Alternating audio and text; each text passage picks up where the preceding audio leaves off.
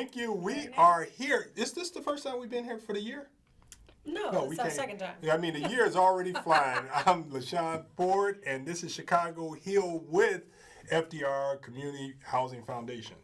And I'm Meleika Gardner. Hey, you're all the way from Evanston. All the way from Evanston. You guys got some stuff going on in Evanston. Ooh. Did you check out the ping pongs? The ping pongs, this is F.D.R. Community Housing Foundation, and you guys are doing something with housing. With the housing, yes, You want to give a quick rundown? I know today's show is about listening to the youth, and that's what Friday shows are all about, but I know that you might have a report.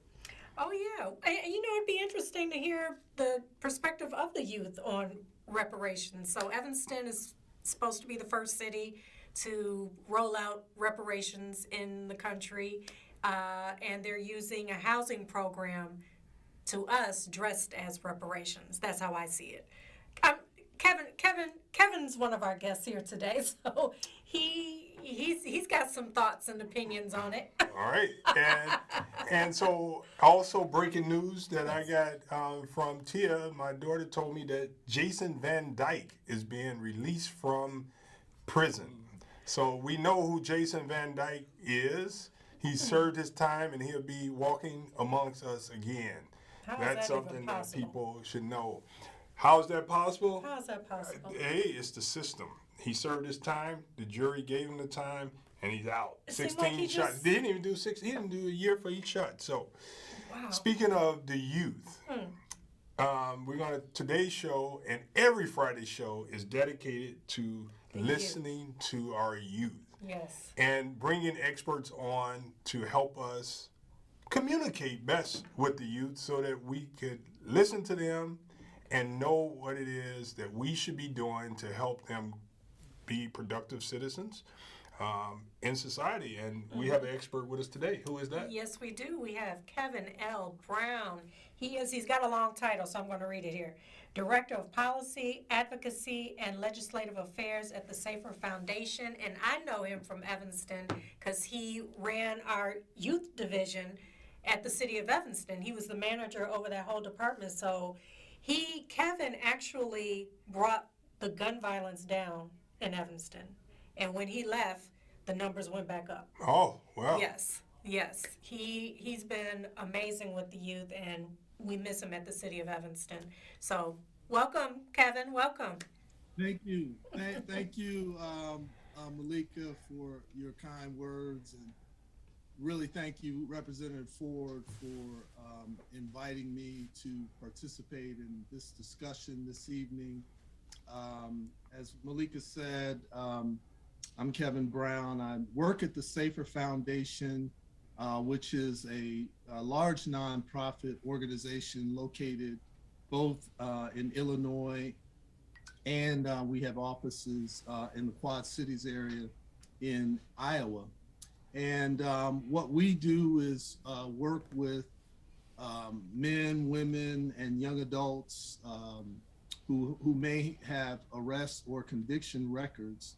And we try to help people to rebuild their lives and to have success by using what we call holistic reentry.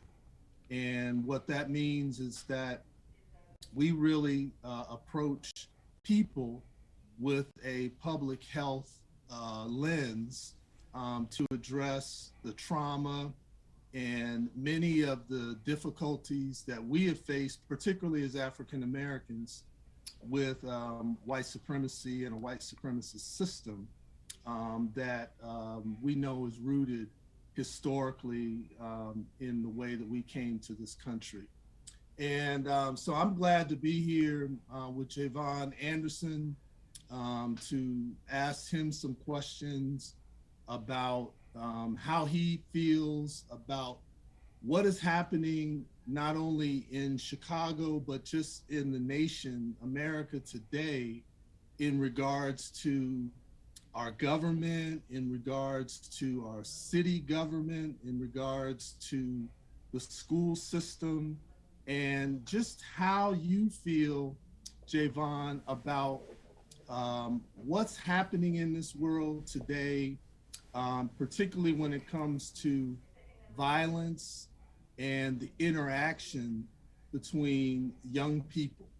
And, you know, thinking about your own goals and your own dreams, your family, and the lives of your friends and the people that you love. So if you could introduce yourself and just kind of give us some perspective on who you are, how you got to be here, and just what you're thinking.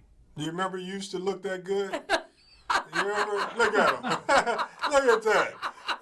Hey, Yeah, 60 years ago, brother. we're so happy to see him. Go right ahead, Jayvon. We're happy to have you. Tell us who you are. Thank you, thank you. My name is Jayvon Anderson, and I'm 14 years old, and I play football for the Southside Wolfpack. I'm sure you've heard a lot about our football team Absolutely. and how far Yes. we've come. Yeah. But now And to maybe make some it to people nationals. haven't. Tell us. Some people may not have heard about the Wolfpack. Well, basically, we're a football team organization. We have cheer, dance, football, and baseball. But our coach is also trying to expand toward like a drum line, basically. That way we can bring in more kids to help, you know, save the community. Yeah, that's good. Congratulations. You Yes. know, 14 years old is a fantastic age. It was a long time ago that I was 14, but it's an excellent age to be happy the way you are. So I think, Meleika, what you think? You think he's really he was at the Yes. town hall that He we was had at listening. the Thompson, Thompson Center. Center. What did you Yes, think yes. of that Thompson Center event when we had that, Jayvon? I thought it was really like it gave me it gave me good insight on what was going on and how older youth thought and how we thought as young young children. And overall, it was just a really fun experience, and I got to learn a lot that day. Yeah. Yeah, well, I would love to hear his thoughts on some of the things that Kevin brought up, because we're here. Yeah, we're here to listen. I would like to hear your thoughts on just how you came to be involved with the team. What sort of led you there, and what you've learned while you've been on the team with the coaches. What are the things that they've kind of taught you, and has it really sort of helped you, you know, in sort of planning and thinking about your future? Well, the first time I went to the team was about 4 years ago when my friend, his name was LJ, he gave me a flyer and he said, "You should come play football for my team." And I was like, I'll see, because at the time I had never played sports before, so I didn't know what to expect. And like another thing was me having a deceased father. I lost him to gun violence at the age of 6. So growing up, I had a lot of anger issues and I didn't know that. the unwarranted aggression toward everything and everybody. So when I heard football, I thought of a way to let some of that go. And when I first got there, I remember one of my coaches, her name is Coach Nikki. She came, she welcomed me with open arms, and she was just so loving and caring. And it just taught me how to take that anger and aggression and put it on the field and leave it there. That way I can leave the field with a clean slate and go on about my days and be happy.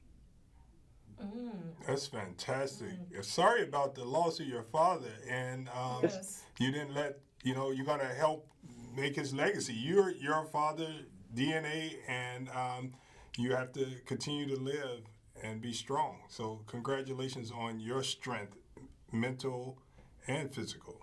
And what Yeah, he's what are some of, you know, when you think about, you know, I was a football player, kind of started out like you at a very young age. But one of the things that, when you think about organized sports, and you think about the support that you get from the adults that are involved with that, it sort of made me think about some of the lessons that you think you've learned in that experience? Some of the things that people may have taught you who were coaching you, but also some of your classmates, some of your friends, things that they may have taught or lessons that you may have learned one way or the other. Talk about that a little bit. Some lessons I've learned from my coaches and peers are like, from my coaches, I've learned skills like time management, balancing sports and school, especially me being in the 8th grade, and just there's a lot of work, there's a lot of effort choosing high schools. And there's also that having the wisdom from coaches who've dealt with hundreds of kids on choosing high schools and just overall going about their lives. And from peers, I've learned from their mistakes. Like if a peer made a mistake, I would learn on how to not do that and make that same mistake. And that way so I can smart. grow off of That's very smart. Their mistakes. That's very smart for you to learn from other people. When they make mistakes, you don't have to make those mistakes. That's fantastic. And we got Brother Reven on. That's super fantastic that you smart enough to realize that I'm looking at other people make the mistakes. I don't have to make those same mistakes. I see exactly where it gets them. I mean, that's great. Tell us what you think about society as a whole and how it accepts youth. Do we listen to you? What should adults be doing more as relates to making sure that we connect with the youth? I think adults should start listening to the youth, especially when it comes to taking into consideration our feelings when it comes to certain issues at this day and age, especially with things like our mental health, because the pandemic has taken a toll on everybody, especially children who have been cooped up in the house, haven't been able to speak to their friends in person.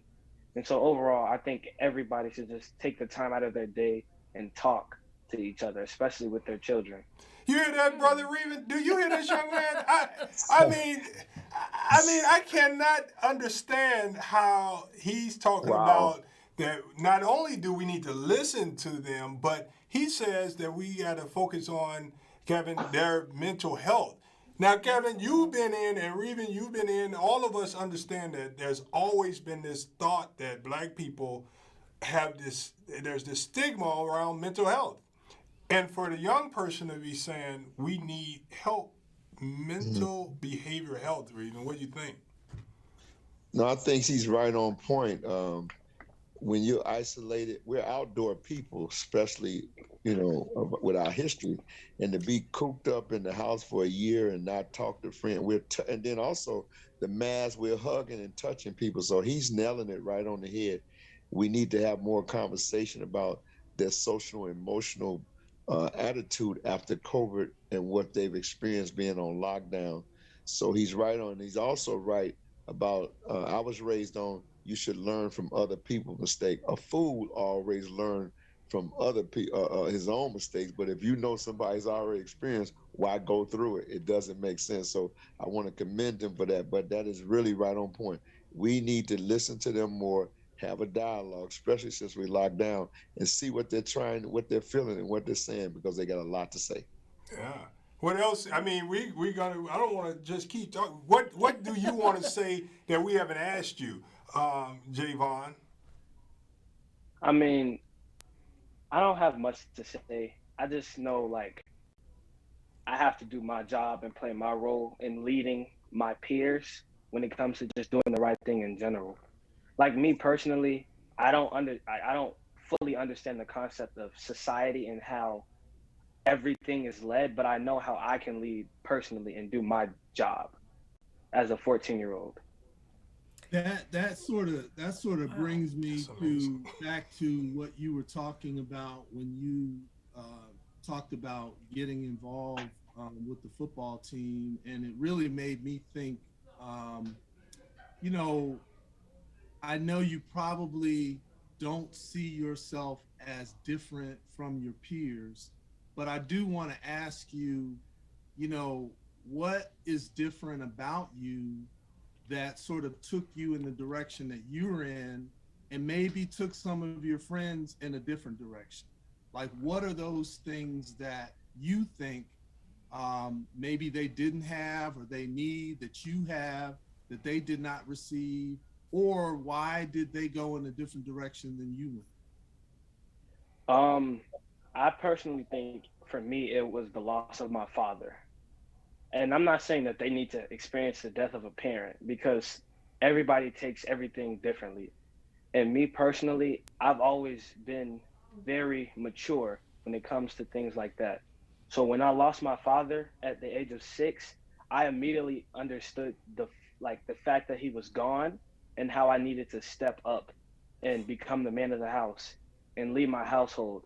And that eventually just built me to have leadership qualities everywhere I go, whether or not it's football or in the classroom. Wow. That's fantastic, man. Just to hear you say that, it really just takes me to another level, makes me just go higher, listening to, you know, the passion that you said. When you think about education and the school that you go to, what is it that's really great about your school? What are the things about your school that you think would make it better? What would be the ideal school situation for you and your friends? My school is a very good school. I think that it would be better if we kind of limited the amount of children that run around the halls. But So, other so than tell that, us what school you go to so that the people know. He don't go to I go to- Simeon, just so you know, Reven. Oh God. I'm in 8th grade. I go to Pershing Magnet School. It's 31st and Calumet. Okay. But Wow. So I love my Jayvon, school. what Jayvon? So that's how many? Is that the only grammar school that you've been to?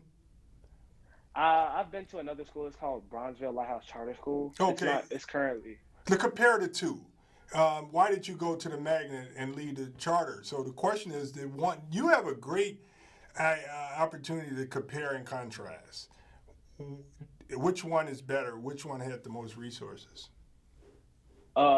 Definitely Pershing. Pershing has given me access to a lot of technologies that I didn't have at Bronzeville, and overall, just the environment was it's much calmer. At Bronzeville, it felt as if everything was rushed and everything was quick and everything had to be done quick, fast. But at Pershing, everything is calm. The teachers are very loving. They care for you. They help you. They nurture you.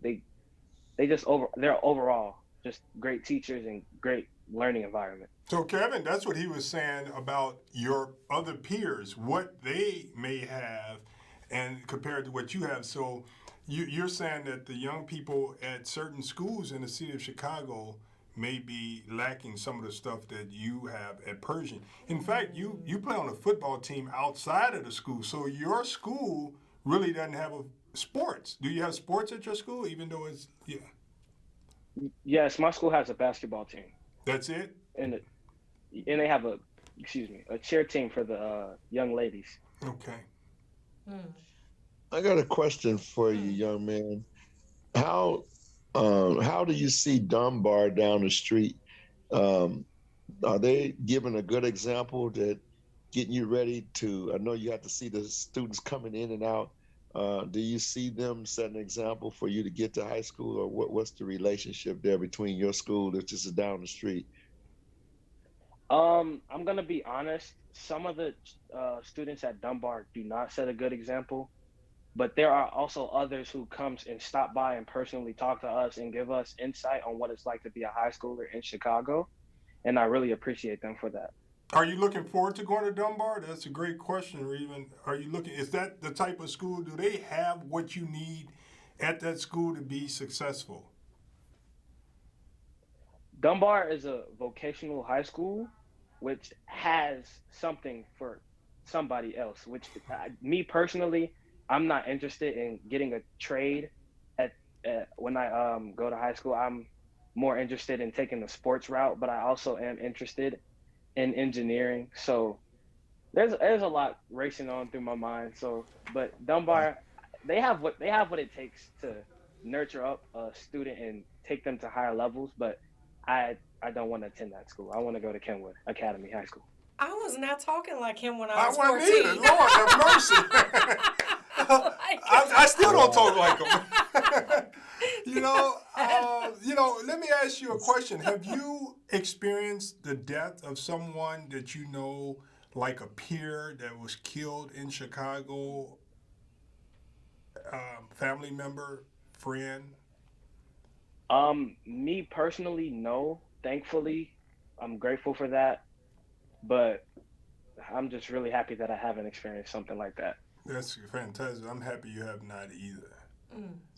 Yeah. Let me ask a question, because we have Representative Ford here and Meleika, who I know led a charge to really get, and this is sort of I think at the high school level, but it does apply. They led a charge for to get Black history or African American history taught in these schools in a mandatory way. And I wanted to just find out from you, what role that sort of plays in your life, learning about your culture, learning about your people, learning about your ancestors, learning about how Black people sort of came to this country and struggled in this country and still struggle today. I mean, what are your thoughts on that? The way I feel on the situation is I'm very grateful for them making it a mandatory thing, having to learn about our history, because in our 8th grade civics curriculum, we learn about the amendments and the rights and how they didn't really start adhering to, Black people until the 14th Amendment, and just overall how much and how far we've come as a race and as a culture in general, just leading and helping out our country. Wow. Is that important to you? Yeah, it's actually very important to me, because I get to understand what our ancestors went through and how they were treated back in the day. Mm-hmm. Mm-hmm. I hear a lot of some young people today may not feel that it is so important. So to hear a 14-year-old 8th grader say that it's important, it really just warms my heart. And it really gives us hope, because our people have been through a lot. We continue not just the civil rights movement, but it's a human rights movement to try to get fairness. I'm sure you're aware of, interactions between Black people and police. Have you ever had any experiences with the police, or your friends have experiences? And how do they even think about the police? What are your thoughts on that? I haven't had any negative experiences with the police, thankfully, but I have had peers who have had negative interactions where they would always scream F.D.R and stuff like that. And I personally, I don't believe in things like that, because it's like everybody has a job, and sometimes one does it better than the other, and it's just overall everybody has a job to do, and just some people do it better. Wow. Meleika, you were saying? Yeah, I wanted to ask him, because at that event at the Thompson Center, one of the things that came out of that discussion was the youth that said, "We failed you guys." So I want to know what does that mean exactly? Do you think we failed you? And when we say we, that don't mean the people sitting at the table, but older generations. The older generation, Yes. Or would you say it's those kids' parents that they're projecting failed them, or has it been all the generations prior to failed? Well, you know what? I don't want him to get in, one thing, you can answer this, but let me just say, what he has displayed is he don't let anything stop him. That's right. But go ahead, Jayvon, because I think you're a perfect role model. I think my daughter is 17. Thank God she's too old, because I'll be trying to get her to date you. You're all right with me, my man. Jesus Christ. Thank you. But go ahead, Jayvon. The way I feel about the statement "they failed us" is it's a generational thing for certain people. Like, because to me, there's always the option of changing the way you live your life because it's your life to live. I understand that some people I told y'all, no excuses. No. My man. But some people who are born into bad neighborhoods, there's always the option of making it out. There's also sports. You can get a really good education. TPS provides enough for us to build off of. Like if you end up going to your neighborhood high school, you could still work on your intelligence and get an academic scholarship to any college and make it out of the hood. Like you said, I don't think there should be any excuses, really. Yeah, that Reven. Isn't it amazing, Reven? I mean, yeah. No, he's nailing it. And I think one of the things that people, I'm one of the founders of Books Over Balls, is sports teach character and academics. People think it's just roll a ball out and you just play. But I think sounds like his coaches and the sports and combined with his family is making him well-rounded. And then, like you said, if you have the opportunities and you just listen. So he's been really groomed for his time for leadership. And as he said, he was younger. He already was born with leadership in him. So I'm just really proud to hear the young man articulate leadership at that level. Are you familiar with Black Star Project that's on 35th and State Street, young man? It's a youth program. They have Saturday programs. Are you familiar with them, Black Star Project? I'm actually right across the street from them. But I'm not very familiar with that, no. Well, what I want to do, Rep Ford, get his contact, because they have a program called Grow Your Next CEO. So it sounds like you're going to be a great sports person and a great spokesman. You might need to be the next CEO. So we got to get you over in that class. Yeah. Building our next CEO. Brother Reven, that's excellent. Let me make sure he gets a closing. Just tell us whatever you want to tell us about your team, your coach, and your family, whatever you want. We appreciate you. You have a minute or 30 seconds. Go for it, Jayvon. I'm going to give some props to my football team. We made it to nationals this year. We played in Kissimmee, Florida. We came 7th in the nation, roughly. Wow. We're shooting for first, but, sometimes things don't go as planned. But you got to learn sometimes the hard way. But overall, the Wolfpack organization as a whole was just life-changing for me. They gave me the platform to be able to do what I'm doing right now, and that's having an interview on television. And I would never thought I would be here today. And that I just thank them so much for it. Coach Ernest Radcliffe, Coach Ronell Morgan, just those two guys have changed my life as a whole. Oh, that's awesome.